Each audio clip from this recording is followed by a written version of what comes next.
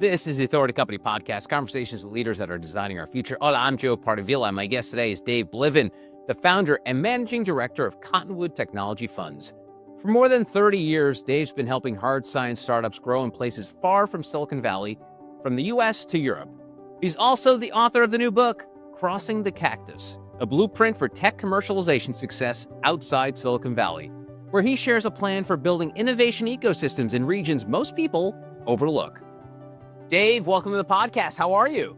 I'm good, Joe. Thanks for having me. Appreciate your interest in the book, and I look forward to talking about it and seeing where the conversation goes. But ditto, Dave. And so I want to start by talking about how when I started doing business podcasts about 5 years ago, this shift of when I talked to startups and entrepreneurs in 2020, everyone was based in basically Northern California, Silicon Valley.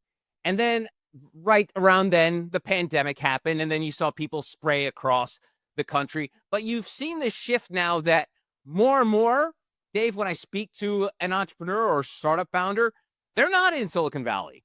They're in Austin, or they're in Nashville, or they're in Pittsburgh. They're in all these other cities you would not expect to be startup hubs. And that's sort of where you come from. We're writing the book, Crossing the Cactus. Tell me about how you've seen this shift over your career, where it's not just, even me as an old media person, it was New York and LA. Now it's not New York and LA anymore. Now it's, again, going back to those other cities, Austin and Nashville, that people are creating media out of. So tell me about the shift that you've seen over the course of your career.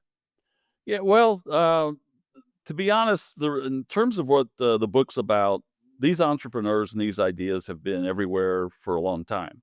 But they're not necessarily easily discovered or easily supported. And that's sort of what the book is about, of course, right? It's like you've got the centers of innovation really everywhere. Every state has a leading research university or multiple.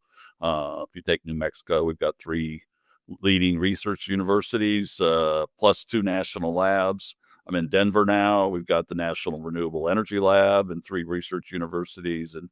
But it's true in every state, and it's true in every country. We have an office in the Netherlands and Europe, and several really leading research universities, top innovation, national centers of innovation. So these ideas have been everywhere for a long time. To your point, you don't necessarily see a lot of success stories coming out of these different regions. Partly, a lot of the best ideas leave the region. Either they get licensed to big companies. So if you're at a University of New Mexico or Colorado or Nebraska, you might naturally look to General Motors or Google or, Facebook or Cisco and license your best technologies to those companies so they don't create jobs where the innovation occurred. Or even if you start a company, and this has been true for a lot of our companies even, we've backed a number of companies in New Mexico, for example. When we recruit the CEO, quite often it's someone who's not based in New Mexico. In fact, pretty much every case, it's been someone not based in New Mexico, even though great innovation exists in New Mexico.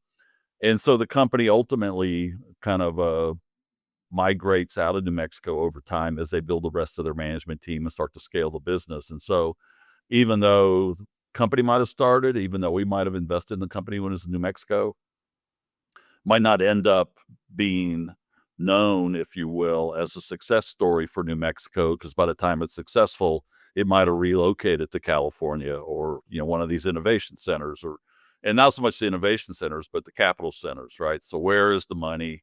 Where is the management? And that's what this book is about is, rather than have the best ideas, leave your community, and go to where the money and the management is. How do you bring the money and the management to where the ideas are and get the benefit of this innovation? Keep the ideas there, grow the companies there, create the jobs there, create the economic windfall there, and then get a repeatable critical mass that can be built over time and scaled over time to a much bigger success. So you got to start somewhere. It's not going to happen overnight, and that's kind of what this book is about. Yeah, and it's funny you mentioned because the way you're describing is because for years it's always bring the horse to the water. But what a lot of these startups and companies were doing is they're bringing the water to the horse. They were essentially saying like, hey, listen, we're starting in New Mexico or we're starting in Denver, but like, hey, If we want to get to the capital centers, it's let's go to Silicon Valley, let's go to Northern California, let's do that. So what are you doing, and the way this book helps people, but how are you doing to help these entrepreneurs not have to make that leap? Like the one you described, where they're starting in New Mexico, but then going to Michigan or another, capital center. Tell me about the steps that entrepreneurs can take, and maybe the way you're helping them prevent them from having to do that. Well, and part of this book is focused at what I'll call public policy, right? So if you're the governor of Colorado or New Mexico or Iowa, and your objective is to identify some of the compelling innovation in your community, but then keep it there, grow it there, et cetera, or even any country, right? Like the Netherlands or Germany or France. I mean, this is true everywhere. I mean, if you talk to any president of any country, any governor of any state, any mayor of any city, they're going to talk about tech commercialization as a pathway to job creation and economic diversification. But what they try to then do is say, well, let's go to Silicon Valley and see how they did it in Silicon Valley, and we can try to repeat that.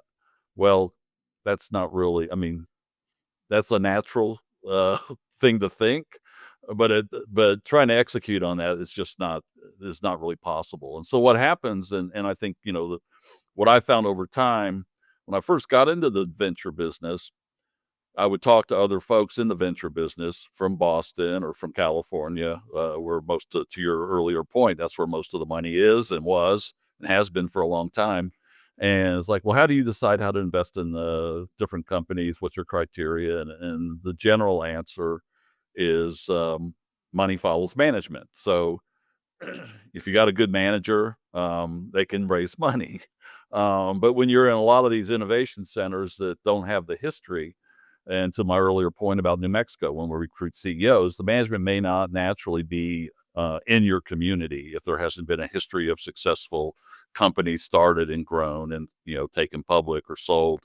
And so you'd like to follow management, but when you're in these regions with these compelling ideas, if you want to keep them there, again, a lot of times maybe the ideas move to the management or move to the money. But if your objective as public policy is to keep the ideas in region, you have to solve for one of those two things. So let's just assume, and this is part of the thesis of the book, there's a great idea in your state, in your city, in your country, multiple.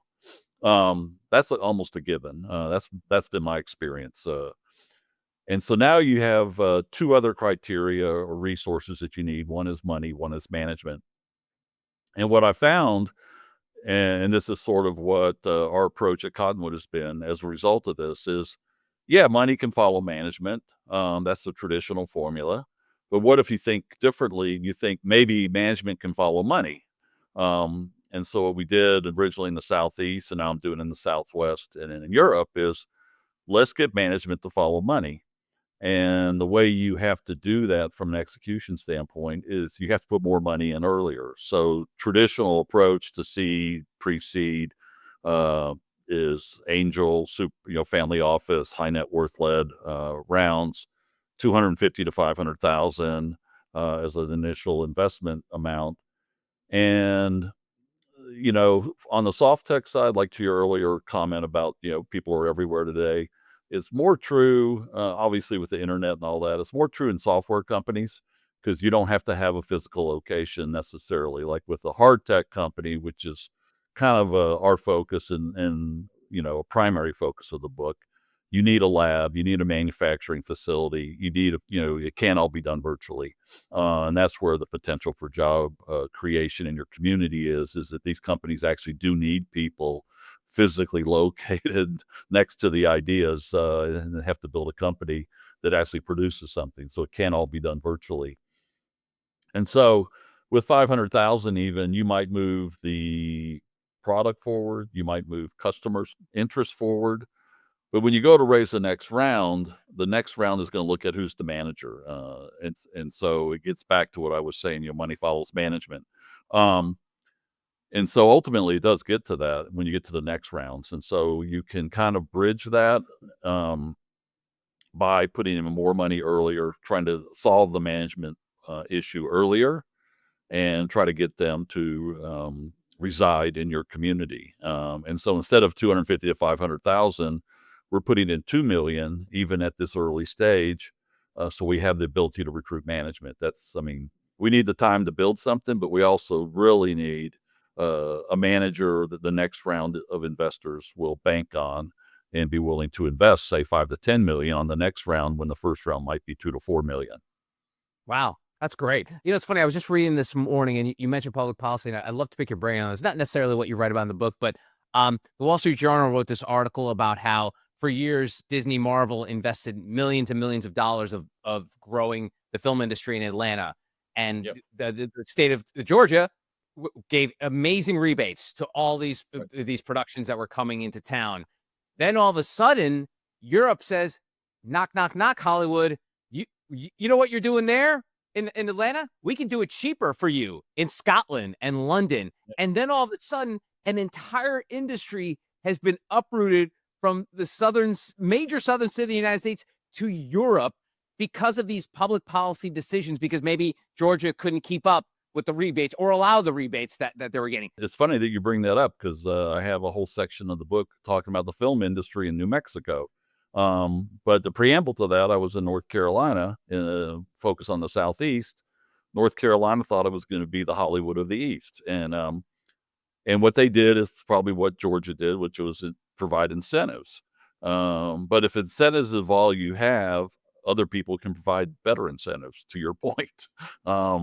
And so one thing that's made New Mexico sort of a sustained success in the film industry is, yes, they provided incentives, but they also did a lot of other stuff in terms of workforce development, studio development, post-processing capabilities.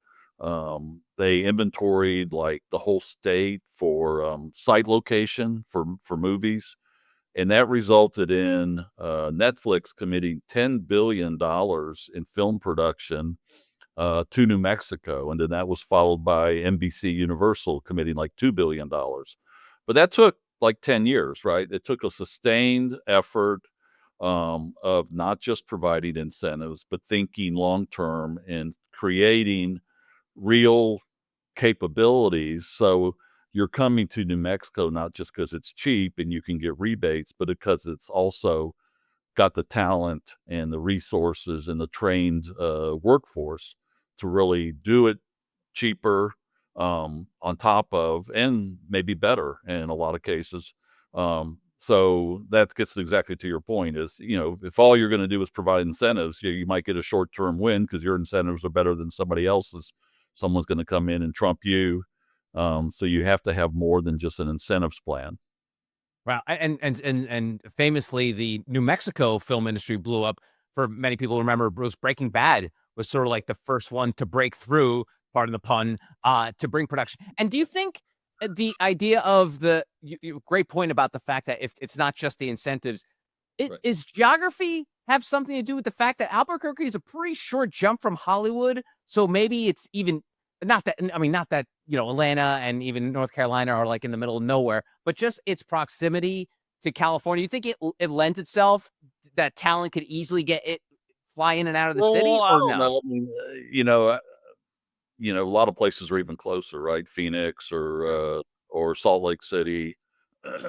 So I don't know it's so much about geography. I think it's more about having a complete business plan, having a strategy that includes branding, includes incentives, but includes workforce development, includes asset development, and the expertise to really be a legitimate center for production, not just a cheap place to do business. Yeah. The workforce element reminds me of this sort of argument that Apple has sort of been carrying over the last couple of years about bringing manufacturing to the States, Right. because their main argument is, hey, we've spent the last 20 years training Asia how to Right. make these phones. How could we possibly do that, build here in the United States, and then on top of that, pay these people more who don't even have anywhere near the experience of what the people in China and Asian countries are doing with their technology. So that workforce element, I think, for many people goes over their head, because like, oh, it's if we build it, then the workers will come. But Right. it's all about the right workers, right, Dave? It's the right workers. Also, I think, What was sort of outsourced was the commodity kind of stuff, right? Just to make millions and millions of the same thing. Um, the whole environment today has changed so much in terms of rapid innovation and advanced manufacturing. And so just sticking up a line and running millions of parts through for the next 10 years is not what happens anymore. It's changing almost, annually for sure, maybe more than once a year. So, having the capability, I think that's where the U.S. lends itself to sort of advanced manufacturing, advanced technology, innovation, rapid, what do they call, iterations, et cetera, et cetera. So, which again still requires trained workforce, right? And so I think that's where you've got a lot of momentum of kind of reshoring. And then partly, I think that I don't know if the economics have run out on foreign manufacturing, but I think the trade-offs are certainly shifting back in our direction. And there's always been this sort of uh, dark cloud over the fact that manufacturing can never survive here in the United States as it is in other places because we talk about the workforce, the cost of labor. Right. Are you more bullish on it now? Maybe it could be because of the tariff situation, anything else. Are you more bullish on manufacturing here in the United States? And I've had this conversation with people before, Dave, and it's that people think manufacturing is the old GM assembly line or like Laverne and Shirley, where everyone's like that sort of manufacturing that really doesn't even exist in most parts of the world. It's the technology is advanced to a certain degree that you don't have that typical, manufacturing type setup. But tell me Right. about how bullish you are about manufacturing here in the States. Well, to your point, I mean, manufacturing more and more and more is highly automated, highly robotic driven, right? So you have less and less people. And so again, the more you take people out of the equation, that was the main argument for, going to Asia or whatever was the low cost of labor as much Yeah. as anything, right? And again, you didn't need super skilled labor because it was just repetitive tasks, like you're saying. Just you sit at your chair and you put this bolt on this screw all day for 8 hours and come back the next day do the same thing. Um, those kind of jobs, are less and less. Like again, because of automation and robotics, and so it does lend itself again. From an economic standpoint that you're less dependent on cheap labor, you're more dependent on quick innovation, iteration, flexibility, and so that kind of a setup. I mean, you talk about even like I think Amazon talking about dark warehousing, right, where there's lights are off and it's just robots picking and placing and shipping and a few people making sure the electricity stays on, maybe, but um, so you get into that kind of an approach, and certainly the U.S. Can compete on the innovation with anybody in the world. And maybe the labor is a little bit more expensive, but if you don't need that much labor, you have the other trade-offs of the cost of shipping, everything else that's involved. So, in other words, I don't mean to put words in your mouth. We can see an increase in manufacturing here, but that will not, it's not A plus B equals C. It's not manufacturing will bring more jobs here because, like you said, there won't require that many human bodies to Right. work at these facilities. So, in essence, yes, these companies can grow and be successful in the United States, but it's not going to be to the benefit of the mass workforce, Well, it will be to some, but yeah, not to the scale it might have been in the past, for sure. like the Yeah, Industrial Revolution. We ain't seeing yeah, that again. yeah, yeah. No, Interesting. but I mean, that's the way it is. So you got to adapt, and that's the approach that every big company today is moving in that direction. And AI is just even accelerating that further, right?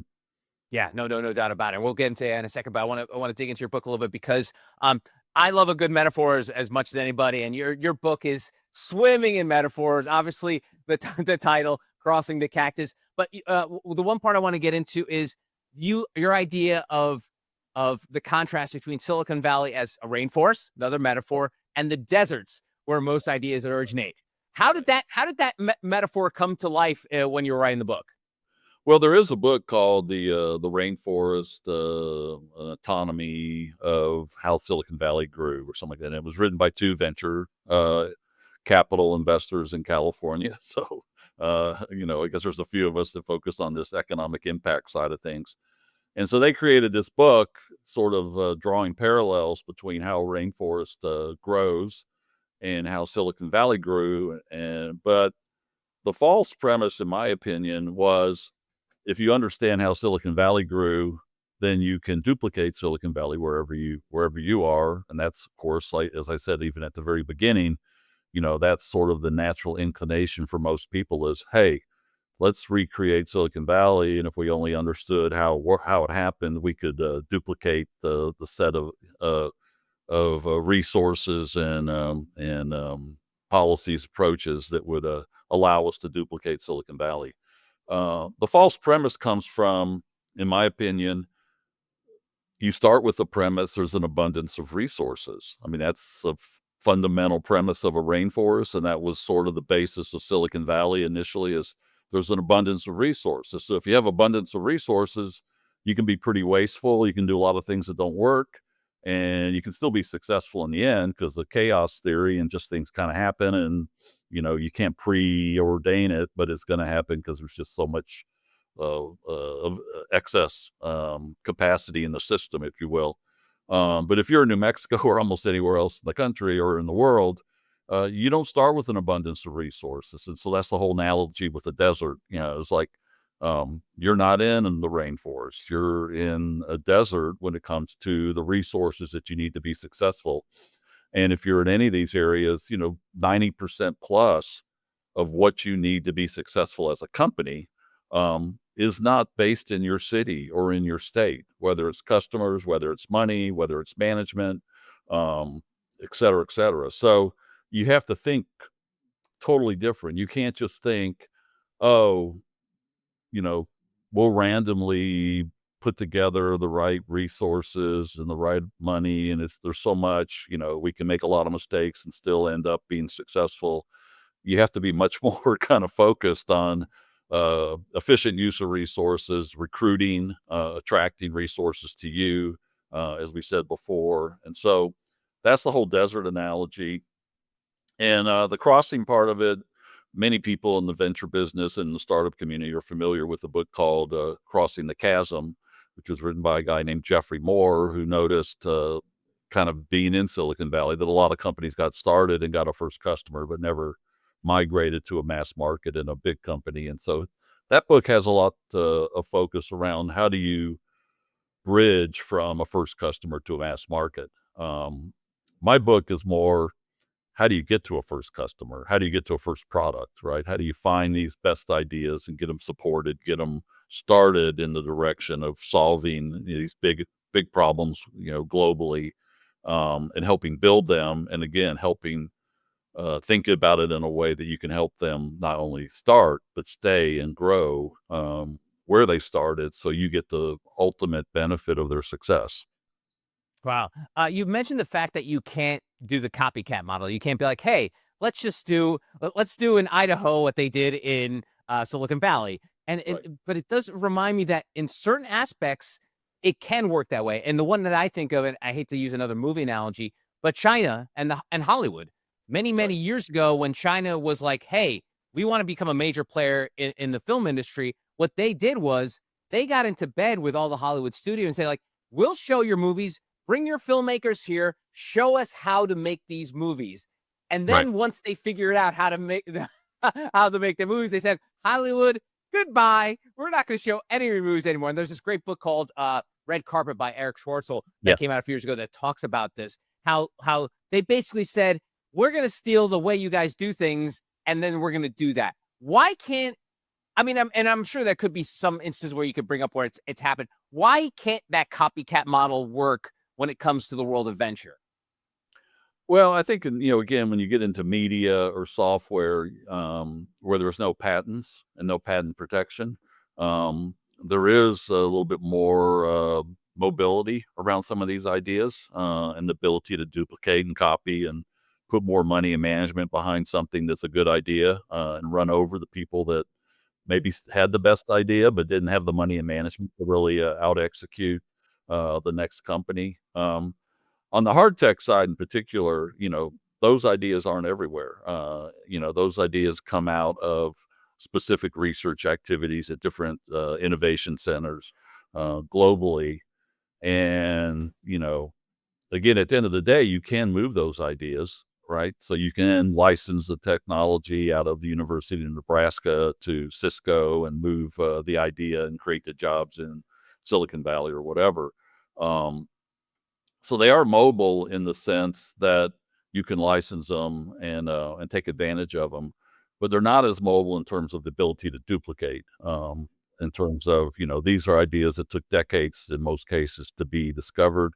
The people that are working on these ideas, there's a lot of trade secrets, so you can't just read the patents and throw up a company tomorrow and figure it out if you don't really have the right people. And so usually they do have a true head start and a proprietary approach that's not easily duplicated. So, again, at the early stages, they can be moved, when it's the technology and you're just getting a license, or there's 2 or 3 founders and, they're willing to move to California or wherever money or management might be that thinks it's a compelling idea. I mean, that's where you're at risk initially as a community of losing your best ideas. But then again, as we talked earlier, you're also at risk later as they start to build their teams. And so I think, one of the things I try to point out in the book is, it's not just about finding these ideas, helping them get started. Maybe they got started in, Lincoln, Nebraska. But then as they grow and they start to build their team, are they going to stay there? And how do they recruit people to come to Lincoln, Nebraska? And how do they recruit money to continue to come and support the company in Lincoln, Nebraska? And so is that Lincoln, Nebraska's problem or Nebraska's problem in general? You could say, no, it's, the company, it's up to the company to solve all those problems.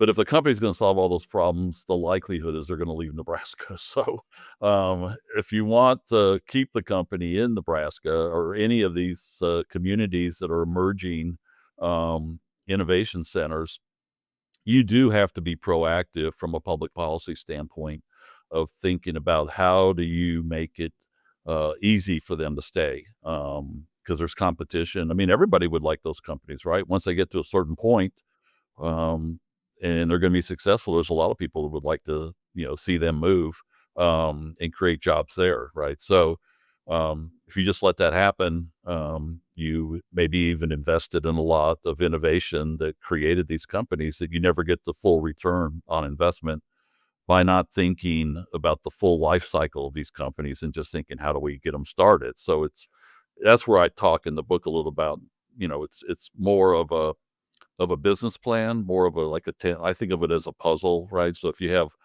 a picture and you chop it up into 10 pieces, if you just have one piece, you don't have a full picture. You need all 10 pieces, right?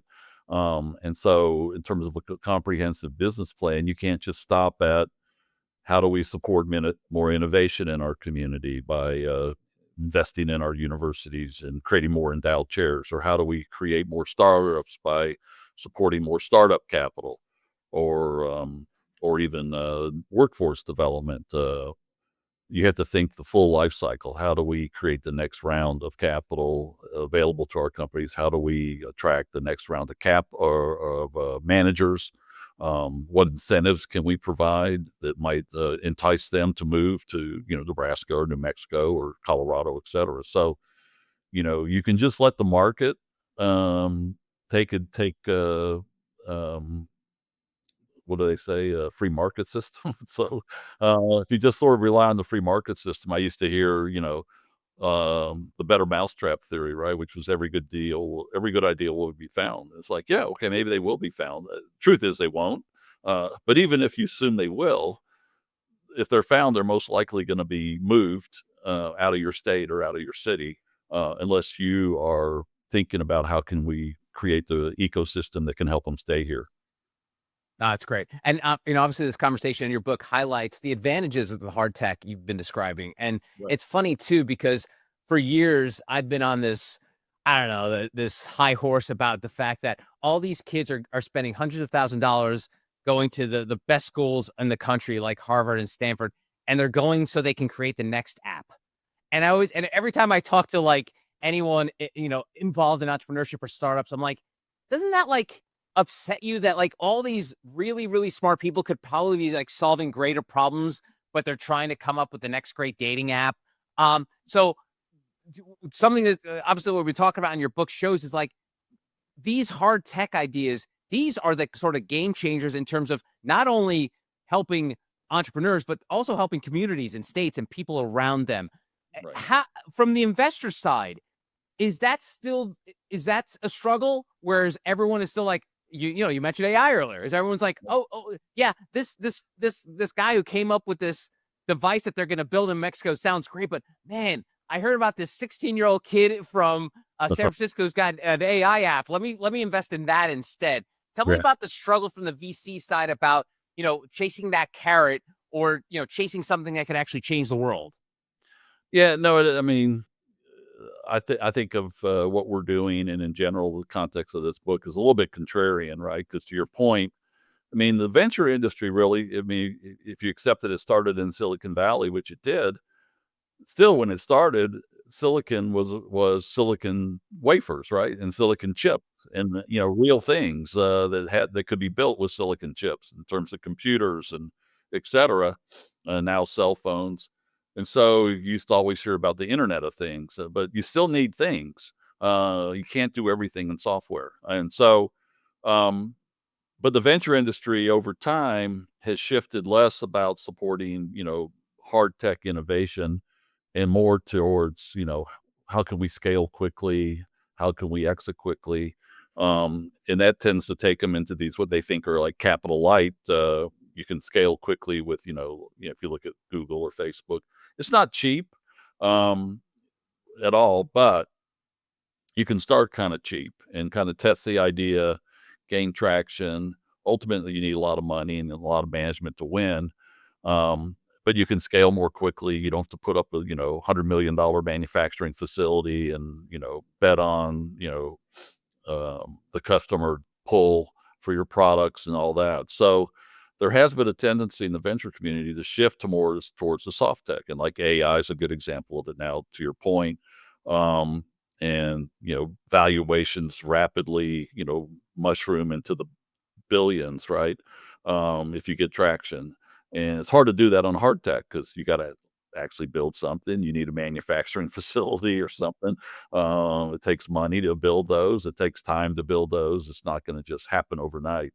And yet, those are, to your point, ultimately the things that really move the needle in terms of whether it's in the manufacturing space, new materials that provide new capabilities, new even like AI is driven by chips, right? These AI chips. I mean, so you actually have to have chips. You have to have servers and data centers and cooling systems and distribution systems. And so none of some of that's obviously software, but ultimately it's a lot of hardware too. And so I mean, yeah, I think it's in our case, it's frustrating in terms of when you look at the 95% of the venture community that just wants to write checks into the next hot space, and they they think they can make money quicker in soft tech. um you have a lot of compelling ideas in the hard tech space that struggle to find the next dollar. So that's shifting. I mean, I've seen, especially like we were talking about earlier, the kind of reshoring of manufacturing, and so in general there has been a shift occurring that, especially again from a public policy government standpoint.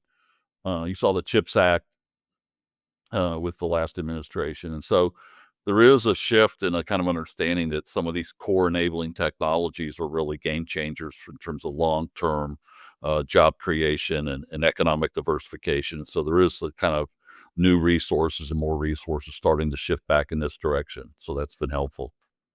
Yeah, you mentioned it in our chat, and even in the book, you talk about how sometimes finding experienced management is harder than finding capital in some of these non-legacy tech Right. hubs. So what do you do? Like, how do you attract these folks to like a Nebraska or something like that? I mean, it is it money? Is it? I mean, is it just what you're doing? Like, what's how do you do that?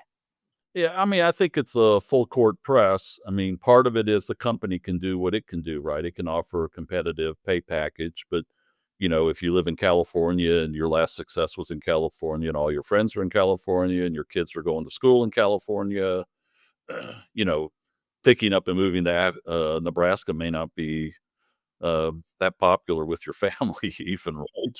A lot of times you got to sell your family more than you got to sell, everybody else.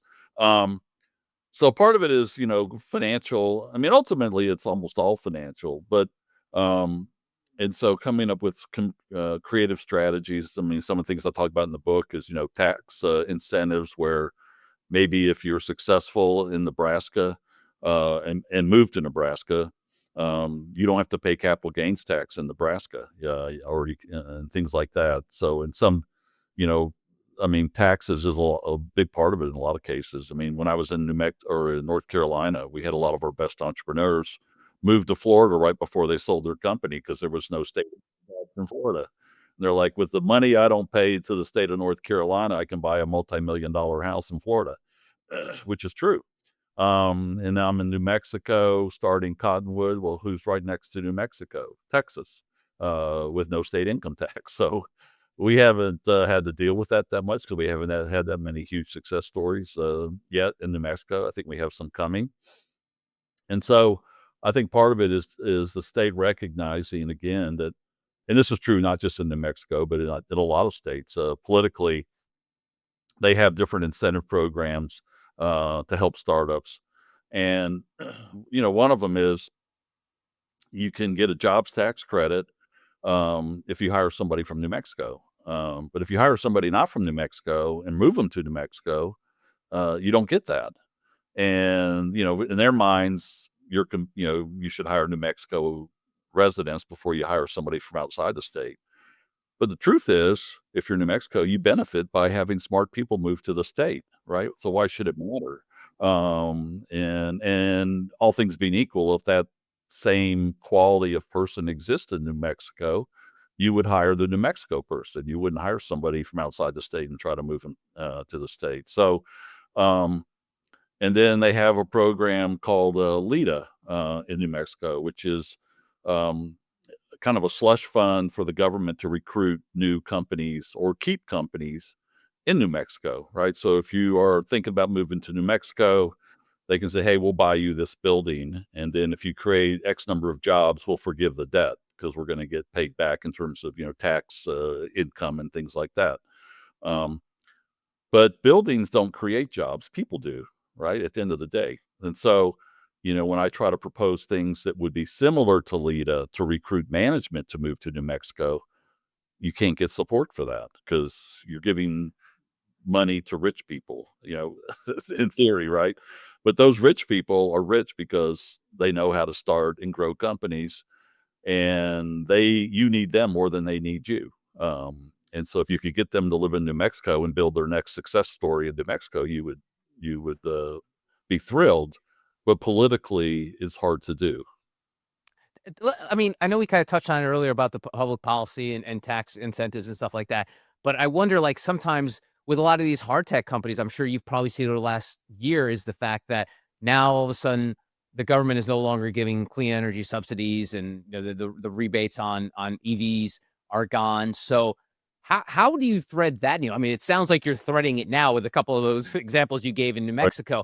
But what kind of advice do you give to folks that are either in the startup or entrepreneur space or even the VC space when it comes to navigating these political landmines?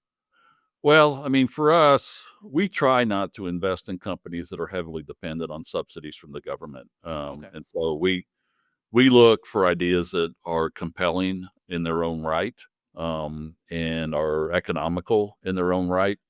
And so if there's government subsidies for some period of time, that's icing on the cake, but it's not needed for survival, if you will. We're not banking on that because, to your point, I mean, administrations change, policies change. And if you bank on, hey, we're going to get carbon tax credits, and that's what's going to make us successful and make us profitable. And then all of a sudden, carbon tax credits are no longer part of the equation. Now it doesn't work. And so we try to focus on businesses that we think work, just with their own economics, with the market conditions as they are. And if there are government subsidies, that's just extra, but it's not a condition of success. So in other words, it's treat companies like Thanksgiving dinner, no religion or politics, right? Just make sure you steer on making that idea is a good idea. I mean, that's where I think, I said my background's not technology, it's business, but I think that's where, we've made investments across lots of different technology areas. But at the end of the day, I'm always focused on, is this a real business? Does it have a real business model that can compete in the market? Um, and I think that steered us clear, fortunately, of a lot of kind of hot areas that, fizzle out just because, again, the government might focus on this or that for a period of time, and people throw money in that direction. And then if the music stops, they're really stuck. Yeah, you're losing musical chairs there. All right, you mentioned the I word a bunch, and I think I've said it too. Ideas, Yeah. and I've always said everybody's got ideas. It's all about the execution. I always tease my wife because my wife's one of those people that she'll see like whether it's an app or an item or like a movie, and she's like, "I had the idea for that 10 years ago." I'm like, "Well, did you do anything with it?" Because it doesn't matter. Ideas are everywhere. It's what you do with that idea. She doesn't like when I bring that up, Dave. But tell me about that in terms of like you identifying ideas that are just more than idea, that it's an executable idea. Yeah, well, so again, we do, I mean, literally every day we get introduced to, compelling ideas all over the world. Um, I mean, for us, they have to be hard tech, they have to be early stage where we can have an impact. But then we do a lot of diligence. So we're just not saying, hey, that's really cool. We're talking to the potential customers for those ideas and getting their input, right? Like, one of our big, I would say, value adds um, and sort of our key to success is we've built a really extensive corporate network. And so every big corporation today has uh, a venture initiative or venture group within the corporation. And partly because they've quit innovating for the most part internally, their focus is on marketing and distribution, and most of their ideas are coming from outside the corporation. That's not what it was when I first got into the venture business. It used to be not invented here, and IBM or Cisco, they had thousands of engineers, and if we brought a new idea to them, their first inclination was, oh, we could probably do that ourselves. And then if they couldn't do it themselves, then they might come buy the company. Um, but today it's much different. They're not really buying technology early anymore. They are customers for technology early, which is why they have the venture groups. They want to see these new ideas get supported and available to them as customers, not necessarily to buy the companies, although that could ultimately happen as well. And so, we're talking to them in the relevant companies. When we see an idea, our first step is, okay, let's talk to our network of theoretical customers for this technology, and let's find out what they think, because they're seeing ideas from all over the world as well, and and so they can very quickly say, hey, this is truly unique and disruptive if it works. Like I said, most of them will say, oh, that won't work, and I'll say, okay, fine, but if it does work, uh, would it be interesting? And so they see a lot of stuff, more than we see, right? Relevant to their particular industry. And so they can give us a really good insights into, hey, that's not that interesting. Actually, we've seen three other companies that are doing something that would make this obsolete pretty quickly. Um, and so, that's how we're trying to screen these ideas. I mean, part of it is, experience and having a kind of a sense for what, truly is unique with a real market opportunity. I mean, there's a lot of unique things, but the question is, does it solve a big enough problem to create a real company around it? And then the second thing is, from a competitive landscape standpoint, what are the alternatives? And one alternative is just to continue to do what you're doing. You don't necessarily need to adopt, this new technology if it's not compelling economically, right? So understanding the customers is probably our number one process in terms of, is this an idea that the logical customers for this are excited about when they start to hear about it and understand what it might do? And if they get excited, then we get excited. And then they usually won't invest at our stage because they need a prototype or a proof of concept that they can have their own engineers evaluate. Um, but they will give us that feedback. And then once we help the company build the first prototype or proof of concept, get that in the hands of the customers. Like I said, almost all of them have venture groups. And so once their engineers say, hey, this looks like it's going to work, we ought to support the company. Almost every next round of every company we've invested in includes one or more corporate venture investors. And so that's been a good path for us. And both from a diligence picking, right? So to your point, how do you decide which ones you're going to support? And then from an execution standpoint is, delivering on what we promised in terms of a working prototype or proof of concept, getting their support on the next round of funding, getting the right management in there ultimately, of course, as we discussed, is critical. So as I always wrap up these conversations, Dave, I take folks behind the dedication of the book, and you dedicate it to your wife, who inspires me every day. Of all the people, I dedicate my book to my wife too, but like of all the people, why did you decide to dedicate the book to your beautiful wife? Well, she runs her own nonprofit, and so we both kind of started. I had a venture fund when we met, but I restarted in New Mexico. She started a nonprofit around workforce development, and we've each built conferences together over time, and so we kind of feed off each other and drive each other to make an impact. And so, this has been a book that's been on the shelf in my head for a long, long time, and I finally decided, okay, now it needs to get out of my head and on paper. And she had written a book, and so that's sort of like, okay, if you can do it, okay, it's time for me to do it. So we're a good team, and she's really been super supportive through this whole journey. Awesome. The book is Crossing the Cactus, a blueprint for tech commercialization success outside Silicon Valley. His name is Dave Bliven. Dave, thanks so much for the time. I really appreciate it. Very good. Thanks, Joe. And that's going to do it for this episode. If you want to find out more information about Dave and our other amazing authors, go to theauthoritycompany.com.